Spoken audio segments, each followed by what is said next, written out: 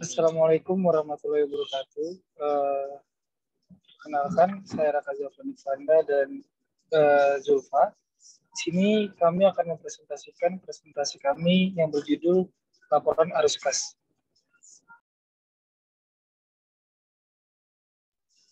Yang pertama adalah laporan arus kas, menyajikan penerimaan kas, pengeluaran kas, dan pendanaan pada suatu periode tertentu. Kegunaan laporan arus kas. Yang pertama, menyediakan informasi untuk membantu menilai kemampuan entitas untuk memperoleh arus kas di masa datang. Yang kedua, kemampuan entitas untuk membayar dividen dan kewajiban. Yang ketiga, alasan guna membedakan laba bersih, net income, dan kas bersih yang disediakan atau digunakan oleh aktivitas operasional. Dan yang keempat, ada transaksi pendanaan dan investasi kas selama periode berjalan. Lalu ada 3 sumber informasi. Yang pertama adalah laporan posisi keuangan komparatif atau comparative statement of financial position.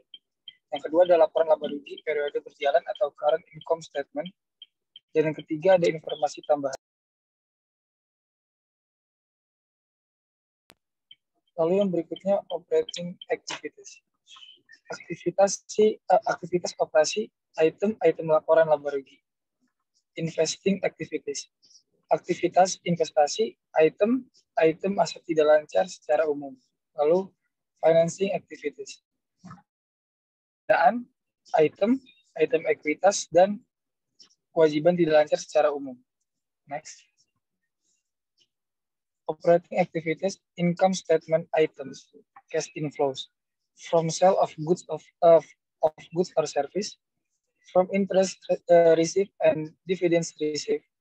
Lalu ada cash outflows to supplier for inventory, to employees for service, to government for taxes, to lenders for interest, to others for expenses.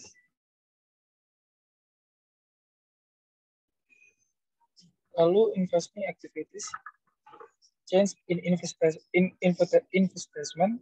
and non-current asset, cash inflows from sale of property, plant and equipment, from sale of investments in debt or equity securities of other entities, from collection of principal on loans to other entities, cash outflows to purchase property, plant, and equipment, to purchase investments in debt or equity securities of other entities, dan to make loans to other entities. Lalu the financing activities, changes in non-current liabilities and equity, cash inflows from sale of ordinary share, from issues of long-term debt or bonds and notes, cash outflows to shareholders as dividends, to redeem long-term debt or reacquire ordinary share atau treasury shares. Aktivitas non-kas yang signifikan. 1. Penerbitan langsung saham biasa untuk membeli aset. Yang kedua, konversi obligasi menjadi saham biasa. Yang ketiga, penerbitan langsung utang untuk membeli aset.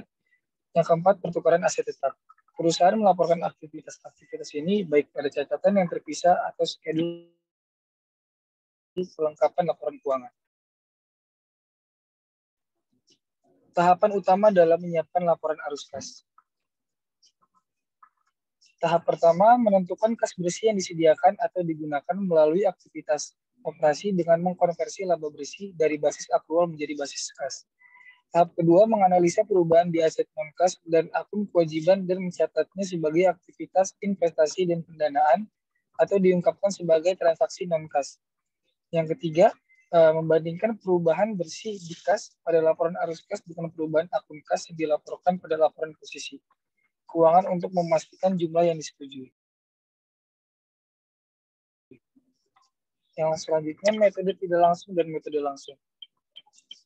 Metode tidak langsung itu menyesuaikan nilai laba neto untuk item yang tidak mempengaruhi kas. Alasan perusahaan memilih ini karena lebih mudah dan dengan biaya lebih sedikit untuk disiapkan dan fokus pada perbedaan antara laba bersih dan arus kas bersih dari aktivitas operasi. Lalu ada metode langsung, menunjukkan kas yang diterima dan dikeluarkan dari aktivitas operasi, konsisten dengan tujuan dari laporan arus kas.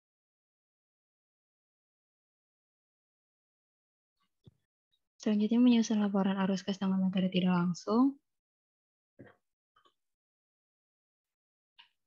Tahap pertama ada operating activities, menentukan kas bersih yang disediakan atau digunakan oleh aktivitas operasi dengan mengkonversi laba bersih dari basis akrual menjadi basis kas. Penyesuaian umum ke laba rugi bersih. Tambahkanlah kembali biaya non-kas atau biaya depresiasi dan amortisasi. Mengurangi keuntungan dan menambah kerugian yang dihasilkan dari aktivitas investasi dan pendanaan. Dan yang terakhir, analisa perubahan aset dan kewajiban lancar non-kas. Kemudian yang pertama itu biaya depresiasi. Walaupun biaya depresiasi mengurangi laba bersih, tapi tidak mengurangi kas. Kemudian rugi pada penjualan peralatan, karena perusahaan melapor sebagai sumber kas dalam kegiatan investasi bagian jumlah aktual kas yang diterima dari penjualan. Setiap kerugian pada penjualan ditambahkan pada laba bersih di bagian operasi, dan untuk setiap keuntungan pada penjualan dikurangkan dari laba bersih pada bagian operasi. Yang ketiga, perubahan pada akun aset lancar non-kas. Yang pertama, saat saldo piutang usaha menurun, penerimaan kas lebih tinggi daripada pendapatan yang diperoleh berdasarkan basis aktual. Karena itu, perusahaan menambahkan ke laba bersih jumlah penurunan di piutang usaha. Yang kedua, untuk saat saldo persediaan meningkat, harga pokok barang yang dibeli melebihi harga pokok barang yang terjual. Perusahaan mengurangi dari laba bersih peningkatan persediaan. Yang ketiga, saat saldo biaya dibayar di muka meningkat, kas yang dibayar untuk biaya lebih tinggi daripada biaya yang dilaporkan berdasarkan basis akrual dan perusahaan mengurangkan peningkatan ini dari laba bersih perusahaan untuk mendapatkan kas bersih yang disediakan oleh aktivitas operasi. Jika dibayar di muka, menurun, biaya yang dilaporkan lebih tinggi daripada biaya yang dibayarkan. Kemudian yang keempat, saat utang usaha meningkat, perusahaan menerima lebih banyak barang dagangan daripada yang dibayarkan untuk barang tersebut, dan peningkatan ditambah ke laba bersih. Yang terakhir, saat utang pajak pendapatan menurun, biaya pajak pendapatan lebih rendah daripada jumlah pajak yang dibayarkan pada periode berjalan, dan penurunan dikurangkan dari laba bersih. Kemudian tahap kedua, aktivitas investasi dan pendanaan. Analisis perubahan pada akun aset dan viabilitas tidak lancar serta mencatatnya pada bagian aktivitas investasi dan aktivitas pendanaan atau diungkapkan sebagai transaksi non-kas, yaitu kenaikan pada nilai tanah, kenaikan pada nilai bangunan, kenaikan pada nilai peralatan, kenaikan pada nilai kewajiban obligasi, kenaikan pada modal saham, dan kenaikan pada nilai saldo laba. Kemudian tahap 3, membandingkan perubahan nilai neto kas pada laporan arus kas dengan nilai pada akun kas dalam laporan posisi keuangan untuk memastikan kesesuaian nilainya. Selanjutnya menyusun laporan arus kas dengan metode langsung. Yang pertama, tahap pertama aktivitas operasi, yaitu menghitung kas neto yang disediakan oleh aktivitas operasi dengan mengonversi laba neto dari basis akrual ke basis kas. Dengan seperti penerimaan kas dari pelanggan, pembayaran kas per pemasok, pembayaran kas untuk beban operasi, beban penyusutan dan kerugian pelepasan aset tetap, pembayaran kas untuk bunga, dan pembayaran kas untuk pajak penghasilan. Untuk tahap keduanya, aktivitas investasi dan pendanaan. Analisis perubahan akun aset dan liabilitas tidak lancar dan dicatat sebagai aktivitas investasi dan pendanaan atau diungkapkan sebagai transaksi non-kas, yaitu kenaikan pada nilai tanah, bangunan, peralatan, kewajiban obligasi, kenaikan pada modal saham, kenaikan pada nilai saldo laba. Kemudian tahapan yang ketiga, yaitu membandingkan perubahan nilai neto kas pada laporan arus kas dengan nilai pada akun kas dalam laporan posisi keuangan untuk memastikan kesesuaian nilainya. Sekian dari kelompok 9, kurang lebihnya mohon maaf. Wassalamualaikum warahmatullahi wabarakatuh.